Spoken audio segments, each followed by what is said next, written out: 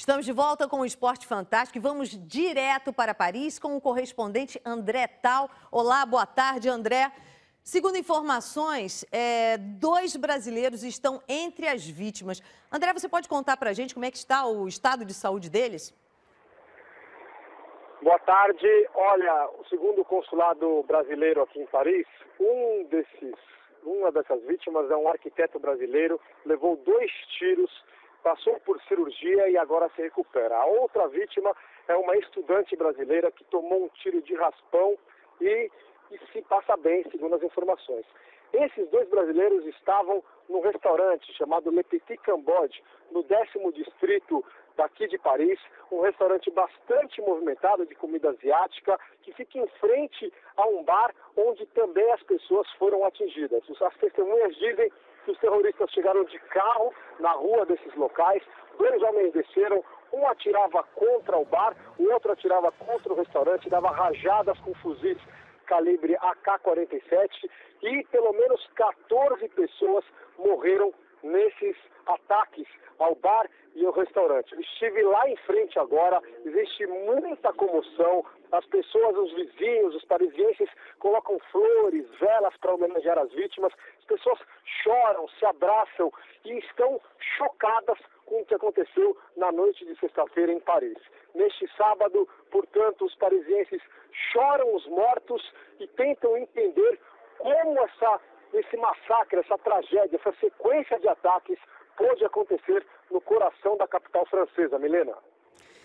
André, só com essa sua narração aí, a gente realmente fica todo mundo muito comovido, porque imagina-se logo realmente um clima de guerra, muito terror. André Tal, então, falando ao vivo de Paris, muito obrigada, André. Daqui a pouco, então, ele volta com outras informações. Agora nós vamos falar de um escândalo de proporções olímpicas, um país inteiro sob suspeita. Ano para a Olimpíada do Rio, vem à tona um esquema de corrupção e doping envolvendo o atletismo russo e até mesmo o governo do país. Claudinha, ontem à noite a Federação Russa de Atletismo foi suspensa e corre o risco de ficar fora dos Jogos Olímpicos do Rio. Nesta semana, a Agência Mundial Antidoping divulgou um relatório de mais de 300 páginas acusando a Federação Russa de Atletismo de manter um sistema de fraudes e corrupção. As denúncias são graves. Para começar, os atletas que recusam o doping são excluídos da equipe russa de atletismo. Depois, ainda tem que pagar propinas para autoridades da agência antidoping do país, evitando qualquer resultado positivo de substâncias proibidas. As acusações também incluem um suborno para a Federação Internacional de Atletismo e o consentimento do governo para manter o esquema. Em Londres, o atletismo russo conquistou 17 medalhas, sendo 8 de ouro. Mas o relatório garante que a Olimpíada foi sabotada pela presença de competidores dopados e pede punição exemplar. A própria participação da Rússia nos Jogos do Rio é colocada em xeque. Eu fico pensando se os atletas não são fortemente compelidos a fazer isso sob pena de não participar da equipe. O que não ocorre, e eu lamento muito, é técnicos, fisiologistas, médicos, as pessoas que estão no entorno do atleta, paguem também, porque só o atleta paga. Robson Caetano viu de perto o maior escândalo da história olímpica. Em Seul, 88, Ben Johnson venceu a prova dos 100 metros rasos e perdeu a medalha de ouro porque correu dopado. Robson terminou a prova no 6º lugar. Por conta de existir o doping, nós tínhamos que treinar muito mais, 2 vezes mais para poder, pelo menos, competir de igual para igual e conquistar as nossas medalhas. Durante a Olimpíada do ano que vem, o Laboratório Brasileiro de Controle de Dopagem, que fica aqui na Universidade Federal do Rio de Janeiro, será o responsável pela análise dos exames de mais de 14 mil atletas olímpicos e paralímpicos. Para conseguir a autorização da Agência Mundial, foi necessário um investimento de 190 milhões de reais. Depois do escândalo da Rússia, a pressão sobre a qualidade do trabalho do laboratório aumentou. Nosso laboratório é novo, passou por um processo de reconstrução, é um prédio novo, equipamentos, é um laboratório que nos enche de orgulho. E eu considero mesmo o laboratório como um grande legado para o Brasil na área do antidoping. Os investigadores da Agência Mundial deixaram claro que o caso da Rússia não é isolado e levantam suspeitas sobre outros países. Por aqui, a meta do Comitê Olímpico é que nenhum atleta brasileiro seja pego no doping disputando a Olimpíada em casa. Ter um caso de dopagem ou perder uma medalha ganha no seu próprio país ao receber os Jogos por casos de dopagem é um desastre. Mas eu tenho certeza que o time Brasil vai zerar nessa Olimpíada, nessa área de doping. Em 2009, um escândalo de doping abalou o atletismo brasileiro. Um treinador e 5 atletas foram punidos e a equipe Rede Atletismo foi fechada por conta da repercussão ruim. É muito diferente porque, nesse caso, existia uma máfia que estava enraizada na Federação Russa. Nós não temos isso aqui. Eles acreditaram em mim. O técnico assumiu o risco junto com o fisiologista. Eles assumiram o risco. E aí envolveram outros técnicos e alguns atletas que confiaram. O presidente do Comitê Olímpico Internacional, Thomas Bach, acredita que uma das prioridades é retirar as medalhas daqueles que venceram de forma desonesta e entregá-las aos legítimos donos. This is unbelievable. Das 5 atletas russas, citadas nominalmente pelo relatório, 2 ganharam medalha em Londres. Maria Savinova levou o ouro e Ekaterina Postogova ficou com o bronze na mesma prova, os 800 metros. Você está maculando a história do esporte. Além disso, você macula a própria história. Então fica muito complicado você dar uma segunda chance. E na noite desta sexta-feira, a Federação Internacional de Atletismo decidiu suspender de forma provisória a Federação Russa. Portanto, a partir de agora, nenhum atleta do país poderá disputar competições internacionais, incluindo os Jogos Olímpicos. Como a decisão é provisória, os russos ainda podem recorrer, mas terão que cumprir uma série de exigências para reconquistar o direito de participar da Olimpíada do Rio. Acho que não cabe punir todos os atletas, porque todo mundo é você dizer, não, a Rússia inteira faz. O grande desafio no momento é recuperar a credibilidade do esporte, a menos de 9 meses da cerimônia de abertura. A grande maioria dos atletas não aceita isso, condena isso e espera que isso seja fortemente penalizado. A Olimpíada, ela tem um registro claro de respeito ao próprio corpo, de respeito às pessoas que assistem aos Jogos Olímpicos.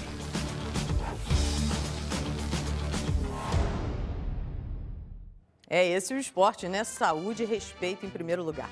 Bom, neste sábado, o Botafogo pode conquistar o título da Série B do Campeonato Brasileiro em jogo contra o Santa Cruz no estádio Milton Santos, né? Milena, mas essa semana o Alvinegro Carioca garantiu com uma vitória fora de casa a volta à elite do futebol brasileiro. E com orgulho em alta, teve muito botafoguense colocando pra fora toda a paixão pelo clube da Estrela Solitária.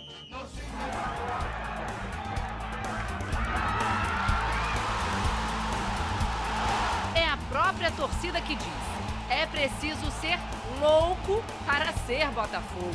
Agora imagino o que esses enlouquecidos são capazes de fazer quando o alvinegro dá motivo para festejar. O Botafogo subiu, é todo mundo Botafogo, Botafogo, campeão desde 1907. Ficar sem roupa e, no caso da Gláucia, até brigar com o marido. O motivo, a viagem para assistir de perto a partida contra o Criciúma em Santa Catarina no último sábado. Estamos de mal. E você viajou para ver o Botafogo? É, e ele ficou com raiva porque eu fui e eu tenho uma filha de 7 anos e ele acha que eu tinha que ficar tomando conta da menina. Vale a pena brigar com o marido? Ah, vale. Botafogo? Vale. E olha que o Botafogo perdeu esse jogo. A volta para a Série A só aconteceu na terça-feira contra o Luverdense fora de casa, com gol do atacante Ronaldo. E aí, claro, que Gláucia aprontou mais uma. a 8ª tatuagem em homenagem ao time do coração, seguindo o exemplo do pai, seu Deneri, dono de mais de 100 tatuagens em reverência ao glorioso. É a estrela do Botafogo, tá aqui, ó, dentro. Não é o coração, aqui tem a estrela. E o que pensar desse torcedor recém-casado que pintou na parede da sala da própria casa o amor pelo Botafogo? Apartamento novinho, tinha acabado de casar, comprado um apartamento, peguei e escrevi loucos pelo Botafogo na sala, gigante, parede toda a sala. Aí minha mulher olhou pra mim assim, falou, você vai ficar aí? Eu falei, vai, agora não sai mais não, porque a gente subiu, supersticioso, né? A mulher, Luísa, também botafoguense, aceitou. Já as amigas... É difícil conquistar as amigas. As amigas falam, esse cara aí não vai dar certo não, ele vai te pintar daqui a pouco de Botafogo. É uma ideia, né? E para honrar a fama de loucos, este grupo de torcedores do Botafogo está comemorando a volta para a Série A, trabalhando, reformando o Muro dos Ídolos aqui em General Severiano. A iniciativa da torcida Loucos pelo Botafogo custou tempo e dinheiro. Quase R$6.000. Pelo Botafogo vale sempre a pena, né? A gente perder nosso tempo indo para os jogos e fazendo arte para poder botar no muro. Pelo Botafogo a gente faz tudo o que a gente puder. O Muro dos Ídolos eu acho que é algo mais do que a volta à Série A, é representar a história do Botafogo, os ídolos do Botafogo. Acho que todo respeito aos demais clubes do Brasil, nenhum clube tem tanta história, tradição e ídolos como o Botafogo. E como dizem que um louco reconhece outro louco, para entrar nessa torcida só é preciso ter um parafuso a menos. O primeiro objetivo é ser louco pelo clube e a pessoa que vem para a torcida, ela identifica de cara e a gente vai, se une e vai fazendo essas loucuras intermináveis aí para o clube. E claro que eles não ficaram satisfeitos em reformar apenas um muro em plena zona sul do Rio de Janeiro. Pagaram a ponte aérea Rio-Montevidéu de um ídolo recente da história do clube só para participar da festa do acesso. Um ídolo louco. Na verdade que para mim é uma honra. Você está vendo lá os caras, os craques que estão lá no muro, que fizeram muito na história do Botafogo e muito na história do Brasil. E poder ficar perto deles, ficar na lembrança do torcedor para toda a vida, para mim é muito importante, muito especial. Também revitalizaram a praça na entrada da sede do clube e a estátua, que virou um símbolo do Botafogo, um manequim, mas com um toque de loucura. Toda vez que o Botafogo for campeão, nós vamos ligar aqui na tubulação barril de chopp e uma serpentina. E por aqui, pela genitália do manequinho, nós vamos ter cerveja. De graça para todo mundo. O Botafogo pode ser campeão da Série B hoje, se vencer o Santa Cruz. Vamos ver que a água é limpinha por enquanto, olha só. Mas daqui a pouco pode estar cerveja. E cheio de loucos, que podem ser reconhecidos por um amor que fazem questão de estampar no lado esquerdo do peito.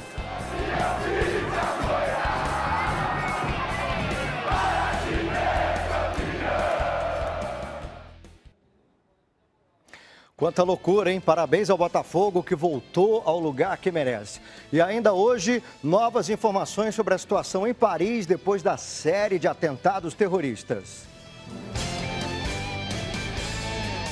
Ainda hoje no Esporte Fantástico, você vai conhecer melhor os São Paulinos que vão tentar o ouro olímpico com a seleção de futebol masculino.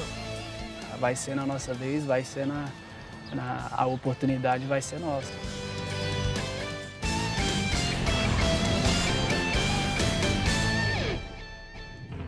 Estamos de volta com o Esporte Fantástico. Agora você vai conhecer um atleta apaixonado. Ele marcou a lua de mel na mesma data e lugar que disputou uma prova de ciclismo. Isso aqui é paixão, hein? Que loucura, né? E antes do casamento, essa paixão sobre duas rodas também superou um grave acidente.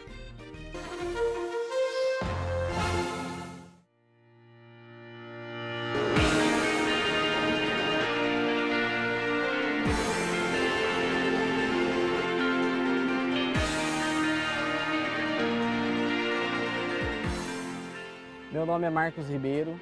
Um acidente tirou de mim uma perna, mas não o equilíbrio, seja na vida ou na bicicleta. Estar sobre duas rodas sempre foi uma paixão para Marcos. A bicicleta no esporte, a moto na aventura. Em 2009, ele resolveu deixar a tranquilidade aqui de Jacareí, no interior paulista, para visitar uns amigos em Vitória, no Espírito Santo. Foi de moto. 900 quilômetros depois, faltava apenas 70 para chegar lá no destino e aconteceu o acidente na BR-101. Como que foi? Eu estava indo para Vitória e veio, seguindo na minha faixa, acabou vindo uma moto na contramão. Acredito que ela veio ultrapassar uma caminhonete. E, por fim, acabou batendo de frente comigo. Eu não lembro esse momento da explosão, do impacto da moto. Eu lembro que eu acordei no chão depois, com a perna já estava deslacerada. Eu estava com o braço todo machucado também, todo quebrado. No hospital, teve 3 paradas cardíacas e ficou 40 dias sob tensão na UTI. A recuperação total envolveu mais de 20 cirurgias. A perna esquerda foi amputada e o braço ficou com sequelas. Tem uma perda parcial aí de 50% a 60% dos movimentos. Eu não consigo fazer a minha mão, eu não consigo ter pegada, pegar uma colher, um copo, um prato. Eu não consigo fazer movimentos com elas. O meu antebraço também ele é travado, eu não consigo fazer alguns movimentos de rotação nele. Um ano depois do acidente, o Marcos voltou a ficar sobre duas rodas. Mas na bicicleta, moto nunca mais, não? Na verdade, eu não ando de moto mais porque a legislação não permite, mas eu acredito que é uma fatalidade, poderia acontecer de carro ou moto, ou andando de bicicleta mesmo, então se eu tivesse a oportunidade eu voltaria a andar sim, mas no momento só bicicleta. Bicicleta que fica cada vez mais pesada de tanta medalha que ele ganha. Marcos foi campeão brasileiro da categoria em 2013, terceiro colocado em 2014 e agora volta a liderar o ranking da Copa Brasil de Paraciclismo. As provas são de velocidade e de resistência, mas tem também a de amor. Esta com medalha de ouro para a engenheira civil Alexandra, esposa de Marcos desde o último dia 24 de outubro. Para você ter uma ideia da paixão dele pela bicicleta, ele casou-se no sábado. No domingo, em vez de ir para o Lua de Mel, ele foi participar de uma competição, que é essa aqui, ó, a primeira etapa do Tour de France aqui no Brasil, que foi em Cunha, perto de Aparecida do Norte. Mulher, não ficou brava, não? Então, não. Ela, na verdade, ela me incentivou muito. Em determinado momento, eu até queria desistir, não queria ir mais. Tudo certo já, eu falei, não vou mais. Ela falou, não, você tem que ir, seus amigos contam com você em terminar a prova e tal. Então eu falei, aí eu acabei decidindo e ela me incentivou bastante. Não é difícil entender o porquê. A competição, com um percurso de nível técnico semelhante à mais famosa das corridas de bicicleta do mundo, reuniu 2.000 ciclistas. O trajeto de 112 quilômetros passou por paisagens em 4 serras nas divisas de São Paulo com os estados de Minas e Rio de Janeiro. Visão ainda mais emocionante é a da chegada de Marcos. Uma lua de mel entre o sofrimento e a realização. Na hora da chegada eu estava sentindo muita dor mesmo, eu estava chorando no final da prova e ela gritou, ó, vamos lá, termina que ainda tem a lua de mel. Depois o casal rumou para Paraty, no Rio de Janeiro, ali pertinho de um dos pontos turísticos mais procurados pelos paratletas no ano que vem. Eu tenho um desejo enorme de estar em 2016 nas Paralimpíadas do Rio, por ser do meu país, mas eu sei que é algo muito difícil também. Marcos Ribeiro, do paraciclismo, é um recordista.